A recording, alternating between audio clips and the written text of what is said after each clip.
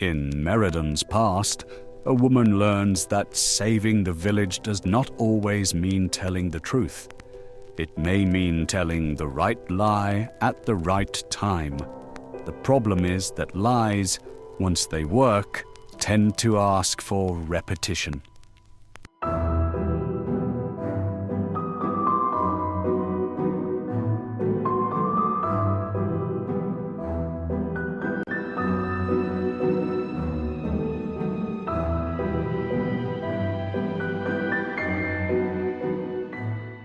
Old Winn could still taste the winter when she coughed at night.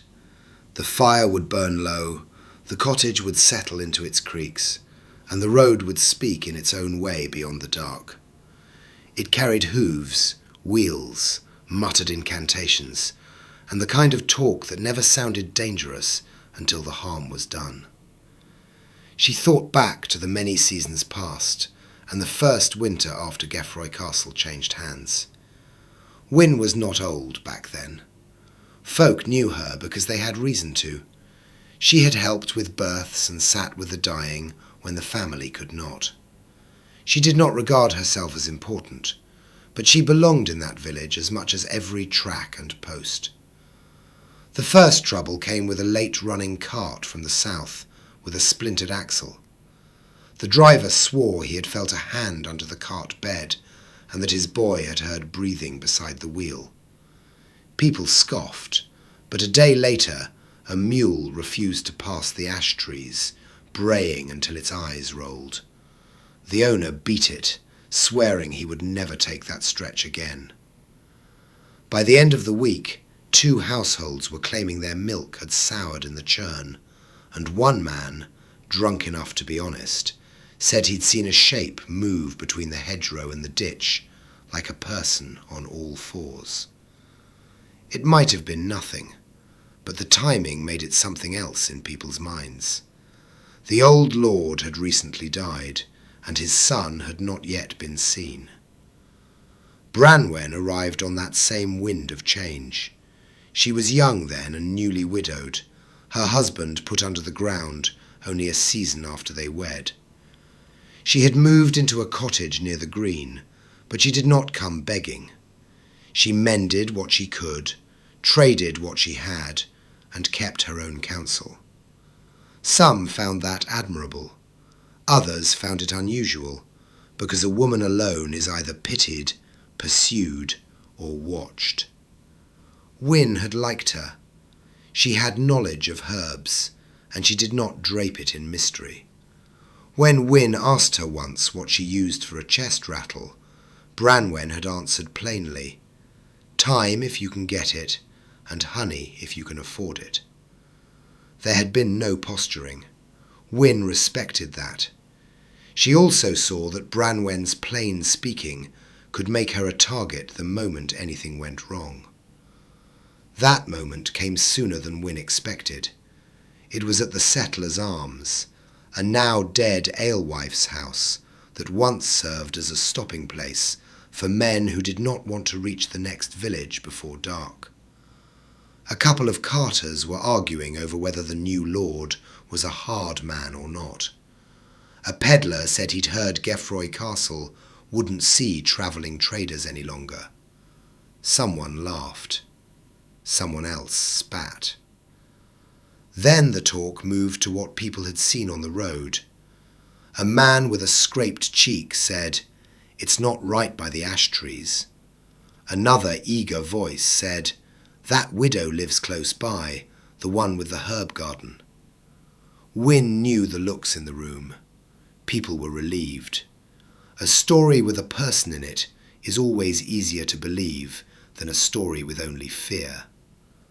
"Mind your tongues," she said. "A sour churn doesn't mean a woman's damned." A few people muttered agreement, but the talk did not die. It only slipped to the side, where it could travel without challenge.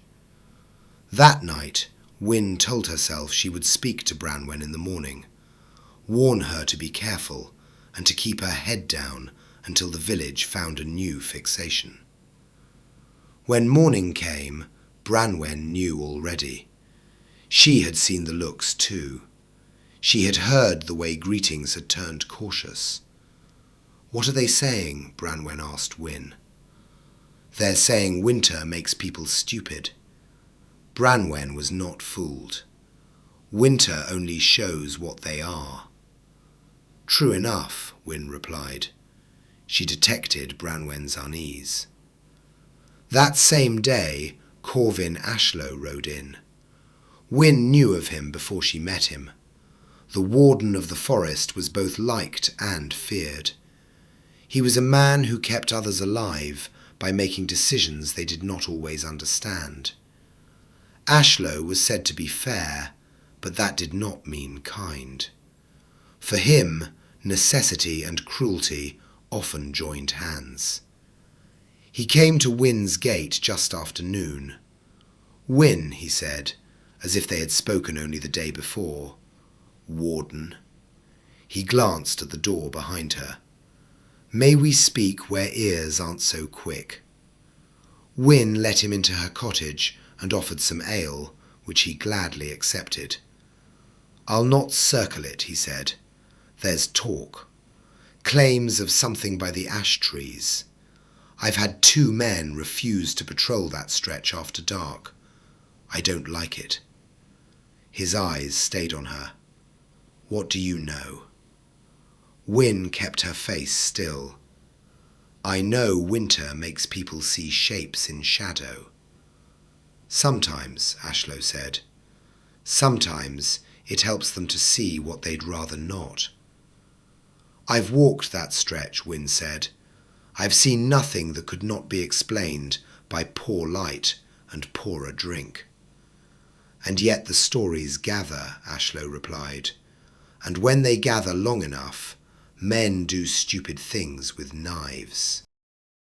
Winn felt the pressure of the moment, and she understood why he was there. Lord Geffroy had only just taken his seat, and new lords did not like unrest. Unrest brought questions, and questions brought trouble. Ashlow looked toward her shutters. "Is there anyone nearby who has drawn comment lately?" "People are restless. They want a person to hang the fear on." "And do you have a person?" Ashlow asked. He was as patient as stone. Winn thought of Branwen, and of the other truth that had been on her mind for days. It had come to her in pieces.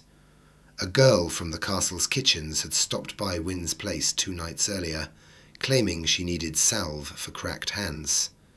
She had been one of Winn's blood, a niece by marriage, a quiet little thing called Rossin, who had gone to the castle in service because there was little else for her. She had looked ill. "You're not here for cracked hands," Winn had said, and Rossin had burst into tears. Then, in a rush of words, she had told Winn about Lady Lysil, the old lord's widow, still in residence at Geffroy Castle. A proud woman, much younger than the late lord, who had lived under the weight of the castle and had ended with no son to show for it. She had heard men whisper about inheritance and weakness, and decided the land needed a boy. If not from her own body, then in whatever way she could push it.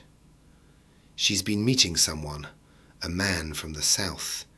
He comes after dusk. They go out by the washing sheds and down the track to the trees," Rossin had spluttered. Winn knew this was gossip she could not spread. "Why are you telling me?" "Because I carried things," Rossin sobbed. "Bottles, cloth, a bowl wrapped in sacking. I didn't know what it was. I thought it was herb work. Then I saw it. The goat." Winn's mouth had gone dry. "The goat? What goat?" "They cut it," Rossin said, and bile rose in her throat as she spoke. "Not for meat, though. They said words. They put their hands in it. Lady Lysil said it had to be done before the first snow. She said the forest would hear." Winn had held Rossin's wrists and felt how cold they were. The girl's nails were bitten raw. "Who else knows?" "No one. Or if they do, they won't say. It's the castle. It's her. If I speak, I'm dead. Winn had believed her. The castle did not need to swing a rope to kill a girl. It only needed to turn its face away. Rossin had begged Winn for something, anything to make it stop, and Winn had known she could not. Not without lighting a fire that would burn down more than one household. The old widow was protected by the very structure of the place. If Winn spoke Lady Liesl's name to a warden, it would not end with Lady Liesl. It would end with servants, with women, with anyone who had ever been seen with herbs or spoken with a wayward tongue. The new lord, freshly seated, would be forced to make a show of purging what had been done under his roof. It would end with blood. And now Ashlow stood in Winn's cottage, asking her whether she had a person. Winn looked at his hands. They were the scarred, strong hands of a man who could drag a stag by its legs if he had to. She contemplated him turning those hands toward the castle, and what that would mean. She saw Rossin's tears and Branwen's stubborn face. So Winn chose. There's a widow, Branwen, lives near the green in sight of the woldwood. She knows plants and keeps to herself. Ashlow pressed her further. Do you believe she's dangerous? Winn found herself betraying Branwen without a thought. I believe she's different enough to draw a knife if this talk goes on. Ashlow nodded. I'll speak to her. Quietly.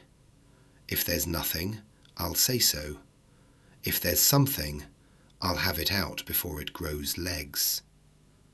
Winn watched him leave, knowing she must now live with the sick knowledge that she had set something in motion with a handful of words. Ashlow went to Branwen that same day, and Winn heard about it from 3 mouths before dusk. He had asked questions. Where had Branwen come from? Why had she settled in Merriden, in that cottage? Who taught her herbcraft? Had she been near the ash trees at night? Branwen had answered him bluntly. She had done nothing wrong, and she refused to look guilty for it. For a day or two, that should have been the end. Yet being questioned by the warden of the forest was itself a kind of stain. People did not need proof when they had a story. They now had permission to believe the worst. By the week's end, Branwen's trade dried up. A man who had been glad enough of her salves when his son had been fevered now crossed the road rather than greet her. A woman who had once bartered eggs for poultice now claimed she had nothing to spare. Children were pulled indoors when she passed. She came to Winn on the 4th night after Ashlow's visit. Did you speak to him? Winn kept her eyes on the pot she was stirring. He spoke to many. He spoke to me because someone gave him my name, and you're the one he rode to first. Winn set the spoon down. She turned and looked at Branwen. What would you have had me do? Winn asked. It was harsh, and she knew the truth of it. Tell him nothing, Branwen replied. Tell him to watch the forest and the road and leave my door alone. And if he watched and found nothing? Winn stopped because she could not say the next part without admitting too much. If he watched and found nothing, someone else would still be taken. The village would still demand a body for its fear. Branwen stepped inside, closing the door behind her. They're saying I've put something on the road, she said. They're saying the animals won't pass because of me. They're saying I've been seen by the ash trees. I haven't. I know, Winn said.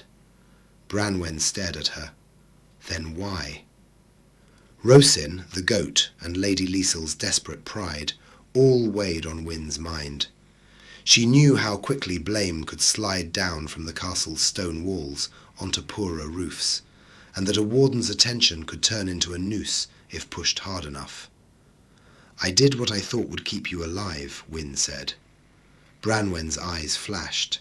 Alive, she repeated. You think this is living, being watched and whispered about? Winn could not answer. There was no answer that would not insult both of them. If there's truly something wrong out there, Branwen said, you should tell him to look elsewhere. You should tell him to look at the men who have coin and secrets, not at a widow with a herb patch. I won't forget this, she said, and left. Later, Winn sat by the fire and thought. Branwen had not threatened her. She had spoken the truth of the choice. The next day, Ashlow rode back through and down the track toward the ash trees. He took some foresters with him. They returned at dusk, their horses blowing hard, and one of the men with blood on him. People saw it and talked. A new rumour flared, declaring that Ashlow had found something, and by morning the story had grown teeth. Winn went to the castle a week later under the pretext of delivering a jar of salve to a kitchen maid. She found Rosin in the washing sheds. The girl grabbed Winn's arm. Did you tell anyone? Winn shook her head. No. Rosin's relief was clear, but then terror returned. She's still doing it, the girl said. Lady Liesel. The man comes. They go out. She says it must be done again because the first didn't take. She says the forest is stubborn. Winn felt sick. Where is the new lord? In his halls, Rosin whispered. Counting. Planning. He won't see unless someone makes him. Winn knew then that her choice with Ashlow had not ended anything. It had only redirected his eye. It had kept Ashlow's attention away from the castle long enough for Lady Liesel to continue her desperate, bloody bargaining. It had kept Rosin alive for now, but the castle could still crush the girl.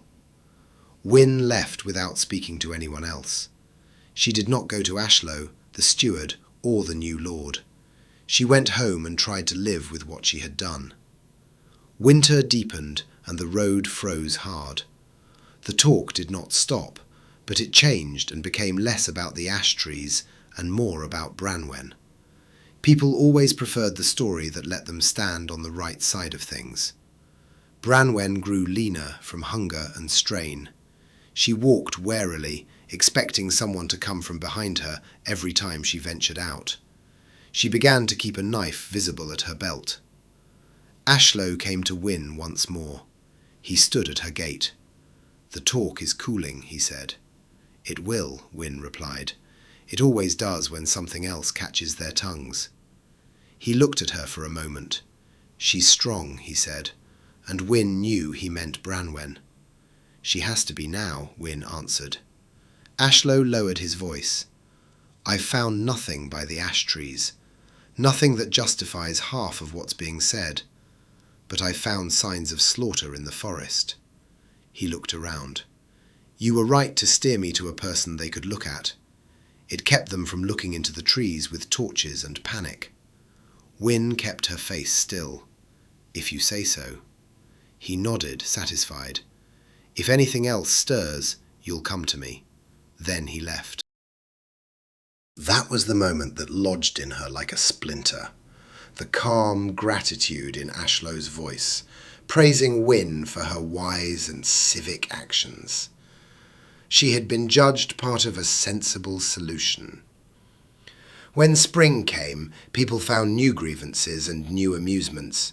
Branwen was not forgiven in any formal sense. She was simply absorbed back into the village's edge and allowed to exist quietly. She learned to live with that and hardened herself into something the village could not easily break. Winn watched that hardening with a private shame that never quite left her. Years later, when Winn lay coughing in her cottage and heard the old King's Road in the night, it was Branwen's face she saw, not as the formidable woman she became, but as the young widow standing in her doorway, asking a simple question that Winn could not answer. She would have liked to say she regretted it, but the truth was uglier. A part of her still believed she had done what the moment demanded. That was what made it unbearable. She had learned how easy it was to aim lawful attention at the innocent. She had learned how a single name, spoken at the right time to the right man, could spare a castle and scar a woman. When she coughed alone and could not sleep, she did not yearn for forgiveness. She listened to the road and waited for the next winter and the next question, promising herself she would say nothing. Diversions to protect the innocent are a laudable pursuit and to be encouraged in dangerous times. But Winn learned that the moment a lie keeps the peace, it becomes the price of it, and she carried that to her sickbed to haunt her on the cold, dark marchlands nights.